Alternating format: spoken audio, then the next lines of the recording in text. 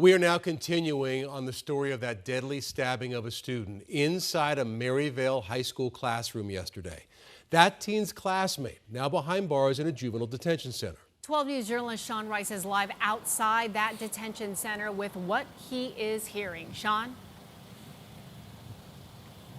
Yeah, Tram and Troy, good afternoon to you both. Right here in Southwest Phoenix is both the juvenile detention facility. It's also where juvenile court hearings take place for teens charged with crimes when they're under the age of 18. Our news cameras are never allowed inside these hearings, though sources close to this investigation tell me the teen involved in this incident did appear today at 2 o'clock. They also tell me that the Phoenix Police Department has referred a murder charge to Valley prosecutors for that just awful stabbing incident that happened yesterday at Maryvale High School. Let's take you to some Sky 12 video of what that scene looked like yesterday at Maryvale High School when it was put on lockdown at around 11 a.m. That is when police encountered two students hurt in a classroom. One student was rushed to the hospital with stab wounds, where he later died at a local hospital. The other teen involved had minor injuries. He was booked into police custody as Phoenix police continued their investigation. Now, 12 News has reviewed cell phone footage from inside that classroom. It shows one teen repeatedly stabbing the other with some kind of blunt force object, while other students either stood and watched it all happen or filmed it on their phones. Now today, Maryvale High School, they had an at-home learning day, but there was a very large both staff and police presence at the school as their investigation has continued. Now 12 News, we have reached out to the Phoenix Police Department to confirm that a murder charge is being referred to Valley prosecutors, but so far we are still awaiting a response. To give you an idea of what journalists have to encounter when we come to juvenile court hearings, a lot of this feels as though it is done in secret. The reason I'm told that is because the priority for prosecuting a teen under the age of 18 is for rehabilitation, not punishment. That is a much different priority than what happens in adult court. One other thing that these two sources very close to this investigation tell me is that this teen is expected to be tried as an adult.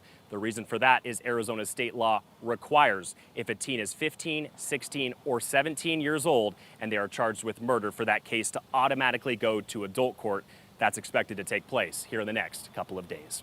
We're live in Phoenix. Sean Rice, 12 News. So, Sean, you said 15, 16, or 17. What do we know about the ages of both of these boys involved, and what do we know about them, if anything, that you can report? Yeah, nothing definitive. What I can tell you that we've seen on social media, it has obviously been a lot talked about on all social media platforms, is that the victim here may have been a freshman, so maybe a 14 and 15-year-old, that the suspect in this incident may have been a little bit older. So we have no reason to believe that the suspect in this incident, who will be charged with murder, is not 15, 16, or 17 years of age, given what we know, Troy. Yeah, Send it back to you. Such an awful story. All right, thank you for shedding some light on that. Thanks, Sean. Tram? Well, joining us now is Zairo Jimenez, clinical manager at Evolved MD. You know what's interesting is, unfortunately, we hear a lot about school shootings, Yes. right?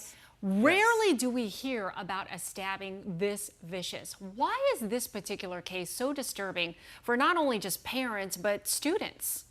No, yeah, And the community. No, yeah, absolutely. And thank you for the question. You know, when it comes to a shooting, I think at this point with the media and the news, we've come to expect these, right? And you utilize a weapon that you can attack someone at a distance. A stabbing just sounds more vicious. Mm-hmm. Like you have to get up and close to this person and use this weapon on them, like again, close to body contact. It's just very different, very vicious. Yeah, and it's so vicious that we can't even show the video that has been circulating around social media.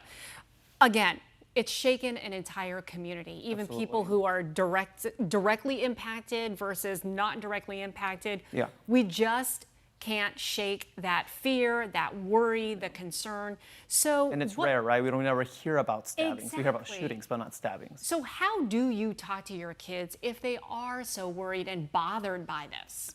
Absolutely. Well, my biggest encouragement and suggestion to any parent or caregiver is don't pretend it didn't happen. No, talk to your children. Talk to your children about their feelings.